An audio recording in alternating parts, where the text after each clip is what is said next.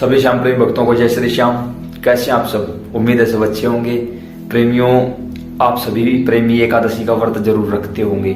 तो आपके कमेंट्स आए हैं, फोन भी आए हैं कि एकादशी के दिन क्या क्या सावधानियां रखनी चाहिए। एकादशी के दिन कुछ ज्यादा नहीं, लेकिन कुछ सावधानियां रखनी बहुत जरूरी होती है। जैसे कि एकादशी को सबसे पहले तो अगर आपका व्रत है तो बाबा का भी व्रत है, भगवान का भी व्रत है, भगवान को भोग लगाइए। और अगर आपका व्रत नहीं है तो भगवान का भी व्रत नहीं है कंप्लीट, क्योंकि भगवान हमारे घर के मुखिया हैं। अगर हमारा ही व्रत है तो उनका भी है, हमारा नहीं है तो उनका भी नहीं है। क्या करना होगा?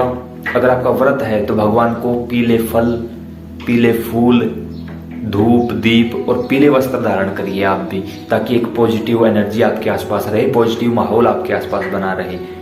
अब आपके पास शाम को खाने तक का कुछ नहीं और मैं आपको बोलूं कि पीले वस्त्र धारण करिए, आप नहीं कर सकते। ऐसा आप बिल्कुल भी मत करिए कि आपको कहीं ना कहीं से कर्जा उठाना पड़े या इन चीजों के लिए सोचना पड़े। नहीं, ये गलत हो जाएगा। कुछ प्रेमी हैं, हमारे पास आए हैं फोन कि हम ये सब कुछ करने में असमर्थ हैं, इसीलिए हम इस वीडियो को बना रहे हैं। जैसे भी हो वैसे ही रहो। अब कुछ प्रेमियों की दशा ये है कि वो भगवान को एकादशी के दिन पीले फल व पीले पुष्प समर्पित नहीं कर पाते। वो क्या करें? आपके घर में चीनी के 2 दाने होंगे, गुड़ होगा, शक्कर होगी, कुछ भी नहीं है, ये है तो इनके 2 दाने समर्पित करो। दीपक नहीं लगा सकते, मत लगाओ। कुछ भी नहीं है, अगर कुछ भी नहीं है, ये भी नहीं है, तो बैठ जाओ भगवान के सामने। चाहे प्रतिमा भी ना हो घर में, कुछ भी ना हो घर में, बैठ जाइए। जहां भी आपको ये लगे कि हाँ यहां मैं बैठ सकता हूं या मुझे कोई रोकने टोकने वाला नहीं, वहां बैठ जाइए। दोनों हाथ जोड़िए और भगवान को बोलिए कि आज एकादशी है, तू 56 भोग लगाएगा। आज करोड़ों प्रेमी तुझे ऐसे ऐसे गिफ्ट, ऐसे ऐसे पकवान, ऐसे ऐसे भोग लगाएंगे, लेकिन आज तेरे इस दास की तरफ देख, तुझे देने के लिए मेरी आंखों के 2 आंसू के सिवाय मेरे पास कुछ भी नहीं है। आंखों के 2 आंसू ने समर्पित कर दो। आपकी भेंट संसार की सबसे अनमोल भेंट बन जाएगी। 15 दिन बाद फिर से एकादशी आएगी और उस एकादशी के दिन आपकी आंखों से आंसू बहेंगे जरूर, लेकिन वो दुख के नहीं होंगे, वो खुशी के होंगे। और मेरे श्याम दोनों प्रकार के आंसुओं की सराहना करते हैं। जो आंसू मेरे श्याम के श्री चरणों में बहाए जाते हैं, उनकी कीमत तो संसार में कोई लगा ही नहीं सकता। 15 दिन पहले आपने दुख के आंसू बहाए थे और 15 ही दिन बाद आपने खुशी के आंसू मेरे श्याम के चरणों में बहाए हैं। कोई छोटी बात नहीं है, कोई मजाक नहीं है।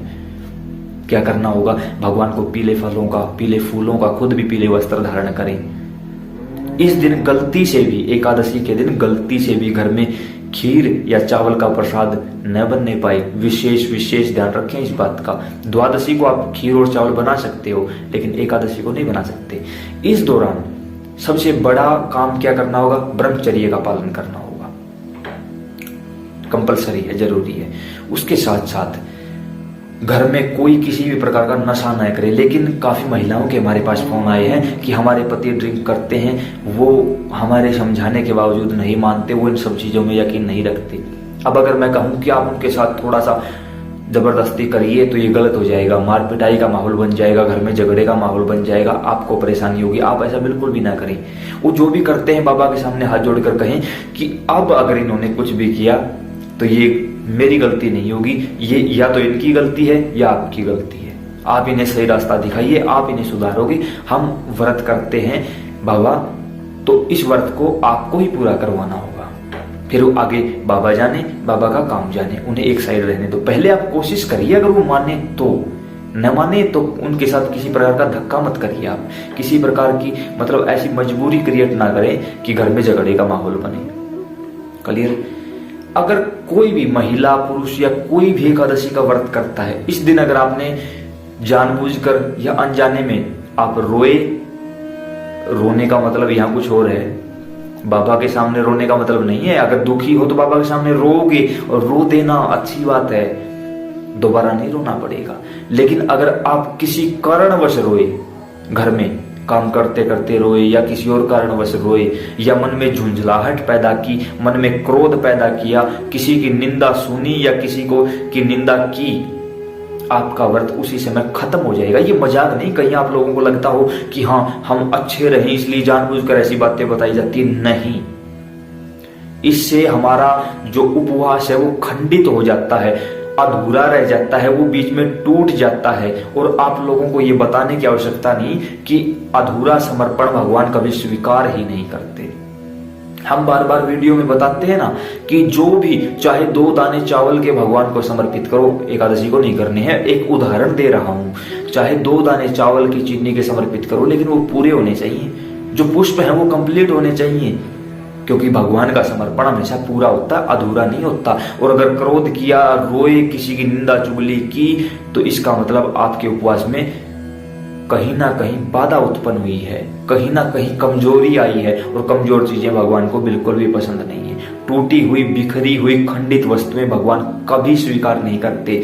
अगर आपने सुबह व्रत किया है और पूरे 24 घंटे होने को आए हैं, लेकिन एक बार भी आपने कोई ऐसी गलती कर दी कि जिससे आपका व्रत टूटा, तो आपका व्रत बेकार हो जाएगा। इस बात में कोई भी दो राय नहीं है। इस बात का आप विशेष विशेष विशेष ध्यान रखें। उसके साथ साथ इस दिन क्या करें, जो कर सकते हैं, जो प्रेमी यह काम कर सकते हैं, वो कुछ ना कुछ दान दक्षिणा दें। किसी गरीब की सहायता करें, किसी ब्राह्मण को दक्षिणा दें, किसी मंदिर में दक्षिणा दें, या कुछ भी ऐसा करें, क्योंकि एकादशी या किसी भी व्रत को, किसी भी त्योहार को, किसी भी महोत्सव के दौरान किया गया दान 1000 गुना फल देता है। इस दिन अगर आप 10 रुपए भी दान करोगे तो वो 1000 रुपए के बराबर आपको फल दे दिया जाएगा, वो आपके अकाउंट में तुरंत ऐड कर दिया जाएगा। ये कोई मजाक की बातें नहीं है। इसलिए एकादशी का या किसी अन्य व्रत का, किसी अन्य त्योहार का ये फल होता है। आपने ये सारी बातें सुनी हैं हमारी, कहीं ना कहीं और किसी ना किसी वीडियो में भी सुनी होंगी ये बातें। ये सिर्फ बातें बनाने के लिए नहीं है, ये सिर्फ बताने के लिए नहीं होती, इन्हें अप्लाई करना पड़ता है खुद की जिंदगी में। और जिस प्रेमी ने ये चीजें अप्लाई की हैं उसे पता है कि उसने क्या पा लिया। अब ये आपके ऊपर डिपेंड है कि आप इन बातों को अप्लाई करते हो या नहीं। एक बार, सिर्फ एक बार जो बताया गया उन सारी बातों को अप्लाई करके केवल एक व्रत करके देखो। अगर आपको लगे कि कोई फायदा नहीं हुआ, फिर आप जो चाहो वो कर सकते हो, लेकिन एक बार, सिर्फ एक बार ये काम करके देखो, आपका वो व्रत कंप्लीट माना जाएगा, पूरा माना जाएगा, और संसार की कोई शक्ति आपको रोक नहीं सकती उस व्रत में कामयाब होने से। एकादशी व्रत बाबा श्याम के लिए भी किया जाता है, श्री हरि नारायण भगवान विष्णु के लिए भी किया जाता है। अलग अलग तरीके होते हैं। एकादशी व्रत हमेशा वो करना चाहिए जो द्वादशी तिथि के साथ लगता हो, ये नहीं कि जो 10वीं के साथ लगता हो। नहीं, कई बार होता है ना कि 2 एकादशी होती हैं, तो वो व्रत करो जो द्वादशी तिथि के साथ लगता हो, या वो व्रत करो जो सूर्योदय के समय शुरू होता हो। जो एकादशी सूर्योदय के समय शुरू हुई है ना, आप उसी एकादशी को व्रत करें। उम्मीद करते हैं ये सारी वीडियो आपकी अच्छे से समझ में आई होगी। अन्य प्रेमियों के साथ शेयर करो ताकि उनके अंदर भी जो ये डाउट हैं वो क्लियर हो सके। जय श्री श्याम।